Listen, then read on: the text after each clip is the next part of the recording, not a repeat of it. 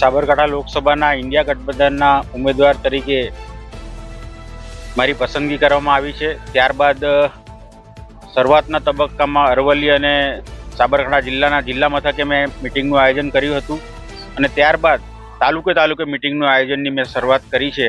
એના ભાગરૂપે આજે અહીંયા મેઘરજ તાલુકામાં પહેલીવાર હું આવી રહ્યો છું, પણ અહીંયા મેઘરજ તાલુકામાં વિશાળ જનમેદનીએ મારું ખૂબ ઉમળકાથી સ્વાગત કર્યું છે અને એમાં અમારા તાલુકા કોંગ્રેસ સમિતિના પ્રમુખ શ્રી માનસિંહભાઈ હોય કે બીજા અમારા આગેવાનો હોય, એ બધાએ ખૂબ મહેનત કરીને મોટી સંખ્યામાં આજે આગેવાનો ઉપસ્થિત રહ્યા છે।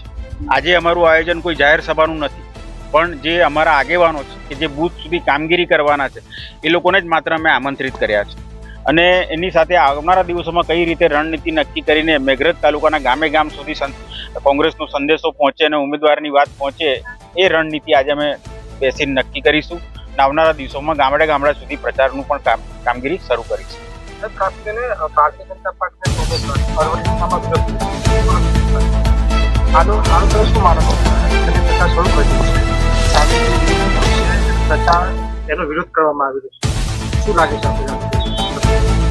જે પ્રકારે ભારતીય જનતા પાર્ટી પહેલા કોંગ્રેસ મુક્ત ભારતની વાત કરતી, પણ કોંગ્રેસ મુક્ત ભારત તો શક્ય નથી એટલે એમણે કોંગ્રેસ ભાજપ કરી નાખી। એ કોંગ્રેસ ભાજપ કરવાથી આજે જે ભારતીય જનતા પાર્ટીના સનિષ્ઠ કાર્યકર્તાઓ છે કે આગેવાનો છે, સ્વાભાવિક છે કે રાજકારણમાં દરેક લોકોની નાની મોટી મહત્વાકાંક્ષા હોય છે। કોઈ શોખથી રાજકારણમાં આવતું નથી। કોઈને તાલુકા પંચાયત સભ્ય બનવું હોય, કોઈને સરપંચ બનવું હોય, કોઈને જિલ્લા પંચાયતમાં સભ્ય બનવું હોય, કોઈને ધારાસભ્ય બનવું હોય, કોઈને સંસદ સભ્ય બનવું હોય, ત્યારે આ બધી આશા અને અપેક્ષા સાથે પાર્ટી માટે લોહી પરસેવો એક કરીને 2 સીટ પરથી તમને દિલ્હી સુધી પહોંચાડતી હોય અને ત્યારે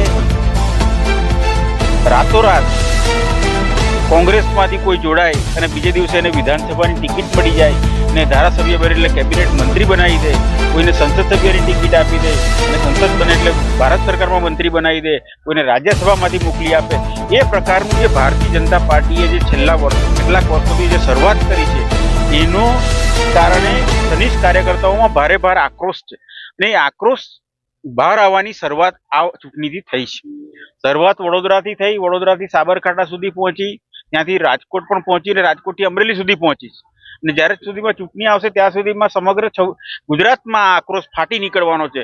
એનું મોટું નુકસાન ભારતીય જનતા પાર્ટીને થશે। સાહેબ, આપની અરવલ્લી જિલ્લામાં યુનિવર્સિટી સહિતની માંગો છે, આપ એમપી બનો છો, આ માંગોને લઈને જે મુદ્દાઓ છે, વિકાસના મુદ્દાઓ, કયા મુદ્દા આધારે આપ મત માંગી રહ્યા છો? જે જૂના પ્રશ્નો છે, અટવાયેલા પ્રશ્નો છે, એનું નિરાકરણ કેવી રીતે આવશે? જ્યાં સુધી સાબરકાંઠા લોકસભાને લાગે વળગે ત્યાં સુધી મનમોહનસિંહ સાહેબની સરકારમાં દેશની તમામ શક્તિપીઠને રેલવે ટ્રેનથી જોડવાની વાત હતી।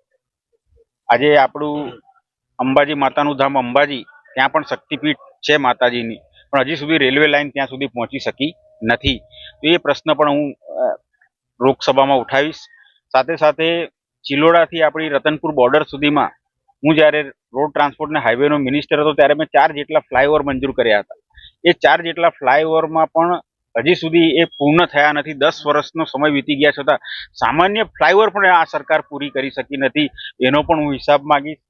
સાથે સાથે એક વંદે ભારત ટ્રેનનું શિડ્યુલ પણ સરકાર દ્વારા જાહેર કરવામાં આવ્યું છે કે એમાં વંદે ભારત ટ્રેન ઉદયપુરથી નીકળીને વાયા હિંમતનગર થઈને બાંદ્રા સુધી જવાની છે, એનું ટાઈમ ટેબલ પણ આવી ગયું છે। કેટલા વાગે ઉદયપુરથી ઉપડશે, કેટલા વાગે બાંદ્રા પહોંચશે અને બાંદ્રાથી કેટલા વાગે રિટર્ન થશે અને કેટલા વાગે ઉદયપુર પહોંચશે, પણ એ ટ્રેન હજી શરૂ થઈ નથી। એ ટ્રેન ક્યારે શરૂ કરશો એનો પણ અમે હિસાબ માગીશું। એવી રીતે કેન્દ્ર સરકારમાં, કારણ કે છેલ્લા 15 વર્ષથી મેં જોયું છે કે જે પ્રતિનિધિત્વ હતું અહીંયા લોકસભાનું, એમણે કોઈ સાબરકાંઠાનો અવાજ લોકસભામાં ઉઠાવ્યો નથી કે કોઈ પણ સરકારની જે કોઈ મોટી યોજનાઓ પણ આ સાબરકાંઠા લોકસભામાં આવી નથી।